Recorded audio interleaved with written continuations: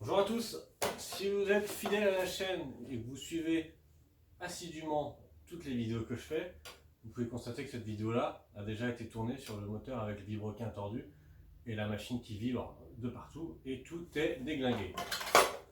Je me suis dit, bon cette machine-là de toute façon elle va finir à la poubelle mais je vais la démonter, je vais quand même récupérer quelques pièces. Je me suis dit plutôt que de démonter dans mon coin, je vais en profiter, de toute façon elle est déjà à moitié ouverte, pour vous montrer comment fonctionne le régulateur. Je vous ai déjà fait une vidéo sur le régulateur mécanique, sur d'autres moteurs Bouygues. Là, ici, ça ne fonctionne pas pareil. C'est un régulateur pneumatique qui marche par flux d'air. Je me suis dit que ça peut être intéressant de vous montrer. Donc je vais profiter que tout soit déjà bien avancé sur le démontage pour vous montrer le régulateur pneumatique. Je vous montre.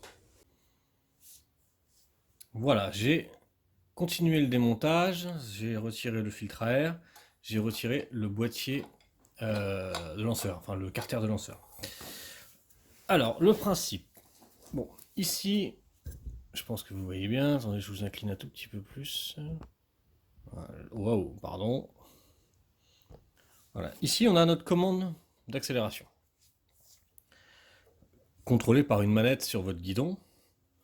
Bien que certains moteurs maintenant n'ont plus de commande d'accélération. On est sur le régime max et on reste comme ça. Mais bon, celui-ci a une commande d'accélération. Donc là, on est au ralenti. Là, on accélère. Et ça vient agir sur la tension du ressort qui est ici. Vous allez pouvoir le voir par vous-même. Là, ça tend. Là, ça détend. OK. Et ça vient donc faire bouger notre volet d'accélération, enfin notre volet de carburation, ici. Ça donne de la tension. Le régulateur pneumatique, c'est tout simplement cette partie-là.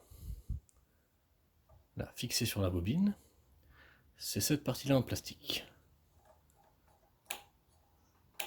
Le principe, quand vous allez tirer sur votre corde de lanceur, on va faire tourner le volant à une certaine vitesse qui va, vous voyez, grâce aux petites ailettes, générer. Attendez, je vous remets mieux, excusez-moi, je vois du live. Hop. Quand on va tirer là, ça va venir avec les ailettes emprisonner l'air, aspirer de l'air et créer un flux d'air qui va venir pousser ce volet en plastique de régulation. Plus il va y avoir d'air, plus ça va pousser. C'est très sensible, hein. Si un jour vous avez l'occasion de mettre les mains dessus, c'est très sensible à l'air.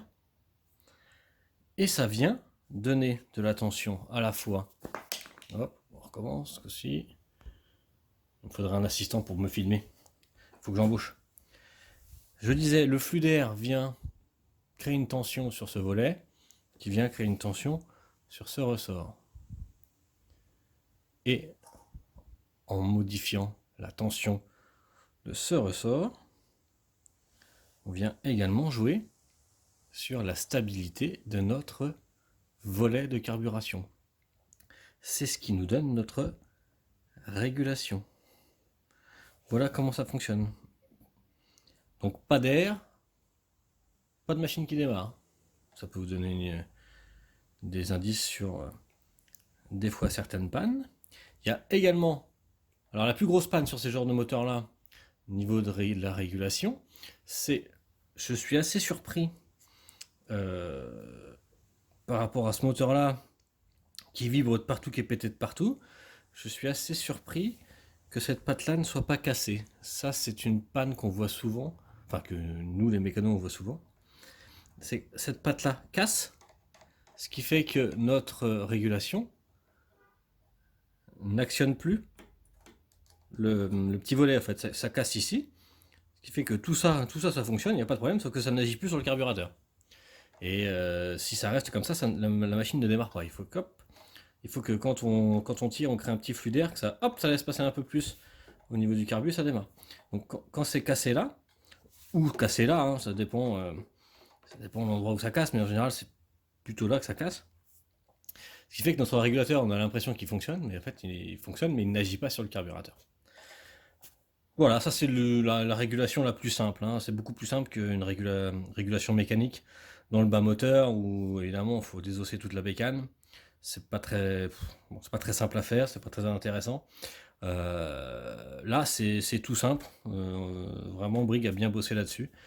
C'est vraiment hyper simple et je pense hyper facile à comprendre. En tout cas j'espère que vous avez compris comment fonctionnait ce régulateur. Voilà, bah écoutez, moi c'est bon pour aujourd'hui, hein. Je vais vous souhaiter bon visionnage, j'espère que ça va vous plaire.